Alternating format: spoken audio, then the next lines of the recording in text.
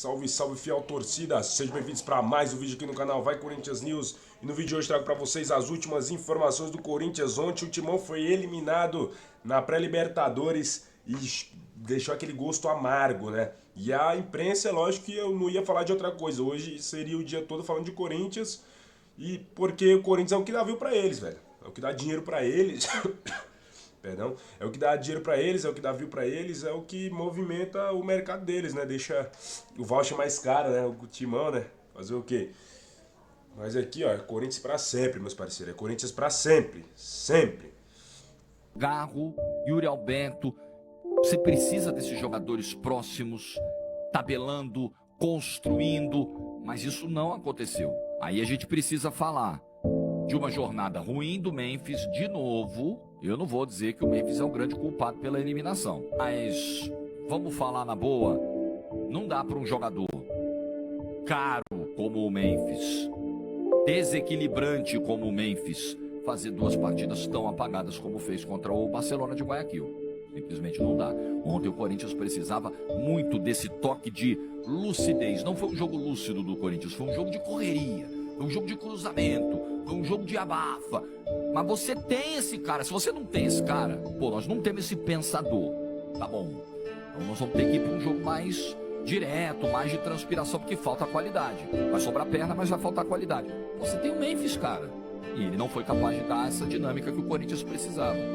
O Garro, a gente pode até levar em consideração que jogou no sacrifício, era até dúvida pro jogo de ontem, mas a gente não tem essa ressalva a fazer, esse atenuante ao Memphis, não tem. Libertadores, com isso vai direto para a Sul-Americana, e a gente vai falar muito dessa vitória com gosto amargo, esse 2-0 que bateu muito na trave, foi por pouco, foi aquele sentimento de muita frustração, porque em algum momento deu aquela sensação de que quase o Corinthians consegue o que seria um milagre, uma reversão de expectativa, fazer um 3-0, levar para as penalidades, pelo menos o 3-0, mas realmente enfrentou muitas dificuldades no jogo. E acho que fica muito claro a gente dizer que o grande problema esteve na ida, né? Esteve lá no jogo do Equador, porque 3-0 era realmente muito difícil, mas muito difícil de poder reverter, apesar dos bons números do Corinthians em casa, apesar da força da fiel torcida. Foi um 3-0, foi uma derrota que custou caro. Vitória com derrota, com desclassificação, uma vitória, de certo ponto, amarga do Corinthians. Um 2-0 em casa, a gente sabia que o Corinthians em casa faria um resultado. Faria pelo menos 2 gols, é a tônica da temporada. Mas faltou um golzinho, uma arbitragem muito ruim, assim, completamente conivente com o antijogo do Barcelona de Guayaquil, mas é que, como reclamar? Se o Corinthians deixou chegar nessa situação, se tomou a pancada de 3-0 na ida, a ponto de precisar jogar, precisar reverter com um placar tão dilatado contra um adversário que se fecha e que a gente sabe que as arbitragens da Conmebol são assim. São coniventes, são tendenciosas, são permissivas. O árbitro Esteban Ostojic, o uruguaio, conversava com os jogadores cada vez que eles caíam no gramado, dizendo que o cronômetro estava parado, e depois das 6 minutos de acréscimo no final do segundo tempo. Um escândalo. O gol do André Carrilho, o segundo gol, demora quase 4 minutos para ser validado pelo VAR, numa ânsia do juiz em não querer marcar o gol, de repente auxiliado pelo VAR, também o uruguaio Andrés Cunha, ele tem que validar. Demora 4 minutos, o jogo já terminando. Isso é compensado no VAR, com todas as trocas, com todas as ceras, com o goleiro fazendo cera em todos os momentos. É inacreditável, gente. Era papo de 10 minutos de acréscimo no mínimo, no mínimo. Não que fosse fazer talvez alguma diferença, mas é que a justiça não corrobora nesse sentido, né? A arbitragem, ela porque foi como um todo. Ele foi permissivo com o antijogo do Barcelona o tempo inteiro. E esse é o risco. É o risco de você lá no primeiro jogo ter classificação no jogo de hoje. A verdade, o time do Corinthians perdeu a classificação no jogo lá. Que, por sinal, o árbitro, diga-se de passagem, ele deixou o jogo, tipo, uns 15 minutos e não deu acréscimo. Tá tudo bem, tá tudo certo. A hipocrisia tá para as pessoas. Cada um pense do jeito que quiser. O Corinthians ganhou o jogo de 2-0. No segundo tempo foi razoável. O Memphis, para mim, foi o pior jogador de campo. Não fez absolutamente nada. Agora o Carrilho foi monstro, você entendeu? Aí o Romero entrou razoavelmente. Mas assim, é uma coisa muito louca. Por quê? Porque o Corinthians deixou de classificar, principalmente lá no Equador. Fez 2-0, mostrou e agora vai para a Sul-Americana. Que por sinal, é absurdamente como é que o Memphis Depay não faz um gol em 4 jogos da Libertadores. Você perdeu o jogo, você não classificar faz parte do jogo, irmão. Faz parte do jogo. O que a gente não pode ser hipócrita. A gente não pode ser hipócrita. O que é ser hipócrita? O Corinthians jogou muito? Não jogou. O Corinthians fez o gol aos 40, eu acho que do primeiro tempo, e fez o gol aos 40 do segundo tempo. E nesse meio tempo, a verdade, quem jogou muita bola foi o José Martínez e o Carrilho.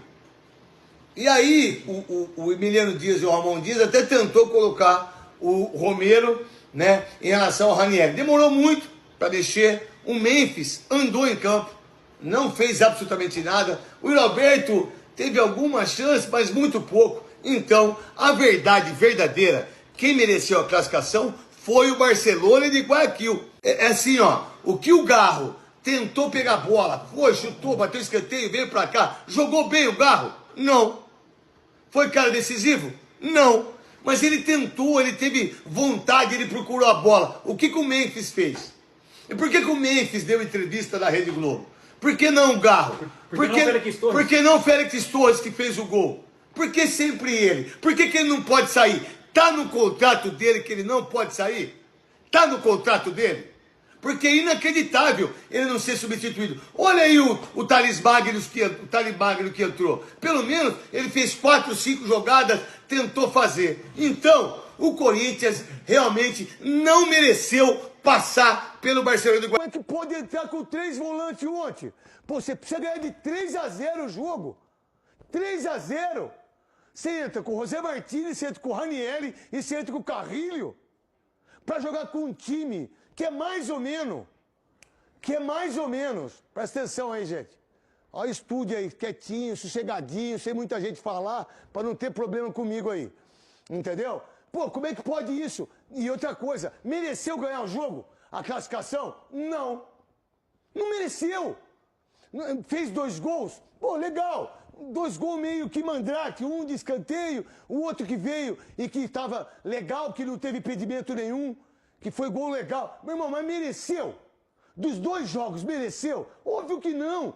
Tem que falar a verdade, pô. Não mereceu. Não mereceu. E aí fica o que vai acontecer pro jogo de que tem agora no domingo. Porque no domingo é um jogo importantíssimo pro Corinthians, que ano passado ficou na 14ª posição. Lembra o Sapo? 10ª posição. E Paulo do Vale. Como é que pode entrar com 3 volantes ontem? Pô, Últimas notícias do Timão. De acordo com informações do jornalista Sami Carvalho, a comissão técnica do Corinthians pediu a contratação de um meio-campista. O técnico Ramon Dias não confia em Igor Coronato e Rodrigo Garro não está 100%. O jogador vem jogando à base de injeções. Vale lembrar que o nome preferido da comissão técnica era Lúcio Acosta, que só não veio para o Timão porque o Corinthians não tinha dinheiro para comprar seus direitos econômicos junto ao Cincinnati e ele foi negociado com outra equipe. Sendo assim, sem a possibilidade de ter Acosta, o Timão deve ir no mercado da bola em busca de outro jogador. Aliás, por falar na comissão técnica, após a eliminação na Libertadores, o presidente Augusto Melo confirmou a permanência de Ramon Dias. Segundo o mandatário do Timão, ele tem contrato até o final do ano e o trabalho vem sendo bem avaliado. A eliminação também gerou várias críticas ao atacante Memphis Depay. Para muitos torcedores alvinegros, ele foi o pior em campo e não vem demonstrando bom futebol. Porém, o técnico Ramon Dias pensa diferente. O treinador saiu em defesa do jogador e falou que Memphis Depay é um grande protagonista nessa retomada do Corinthians. Para o treinador, ele é peça importante no elenco e eles estão muito contentes com o holandês. E aí, fiel, na sua opinião, como vocês avaliam as últimas atuações de Memphis Depay e o meio-campista? Quem seria a melhor opção no mercado da bola para o Corinthians contratar para essa temporada? Comentem aí e dê sua opinião, beleza? Paul Pogba e colocar um ponto final nessa história de que o meio atacante francês pode virar reforço do Corinthians. Nessa terça-feira terminou a suspensão que o impedia de jogar. O Pogba havia pego 4 anos por conta de um teste positivo com exame antidoping, a pena foi reduzida e a partir de 11 de março ele estaria liberado para atuar. O Corinthians tentou insistentemente fechar com o atleta. Nos meses de janeiro e fevereiro existiram conversas, negociações, até o Memphis Depay entrou na parada na tentativa de convencer seu amigo a voltar a jogar com eles. Eles estiveram juntos no Manchester United. Mas o jornalista britânico Graeme Bailey afirmou com todas as letras que o Corinthians fez uma proposta oficial em fevereiro, que foi recusada pelo Pogba. O Corinthians ainda insistiu por algumas semanas, Pogba não quis nem avançar nas tratativas e o acordo acabou melando, o que faz com que o Pogba seja um agente livre e possa escolher seu novo clube. Se ele quisesse jogar no futebol brasileiro, poderia ser inscrito agora, até porque estava desempregado, mas por conta dessa decisão de recusar o Corinthians e o futebol nacional, ele vai ter de aguardar até agosto, caso queira atuar no futebol europeu, ou então pode se acertar nos próximos dias com a Major League Soccer, futebol dos Estados Unidos. Falar sobre Paul Pogba e colocar um ponto final nessa história de que o meio atacante francês pode virar reforço do Corinthians. Para falar sobre o Corinthians, que já faturou perto de 70 milhões de reais com sua participação no campeonato estadual. Estou para dizer para vocês que nenhum clube de futebol no Brasil, exceto aqueles que disputam o Paulistão, se aproxima de tais cifras. Você duvida? Então bora aos números. O Corinthians teve direito somente com cotas de TV a 44 milhões de reais. Foram mais 22 milhões e 700 mil com bilheteria. A classificação para a final já assegurou um prêmio de 1.650.000. Essa é a grana destinada ao vice-campeão. Se o Corinthians se sagrar campeão, em vez de 1.650.000, o Timão leva 5 milhões de reais. Dessa maneira dá para dizer que até agora o Timão já tem 68 milhões e 300 mil. Essa grana seria aumentada para quase 73 milhões de reais com o título e o jogo da volta, a partida decisiva da final. Depois da data FIFA na Neoquímica Arena, vai assegurar pelo menos mais 4 milhões de reais de arrecadação. O Corinthians vai ter a oportunidade de bater mais ou menos 77 milhões de reais de receita com o Campeonato Paulista. A título de comparação, o clube que mais fatura no Rio de Janeiro, com cotas de televisão, é o Flamengo, que fica com 22 milhões de reais. O Grêmio e o Internacional, que disputam a final do Campeonato Gaúcho, nem tem prêmio em caso de título estadual. A federação não reserva nenhum dinheiro, situação idêntica ao do Galo no Campeonato Mineiro. Diante desse cenário, Corinthians nada de braçadas em relação a concorrentes de outros estados, quando o assunto é faturamento com o Campeonato Estadual. Para fechar o vídeo para falar sobre o Corinthians, que já faturou perto de 70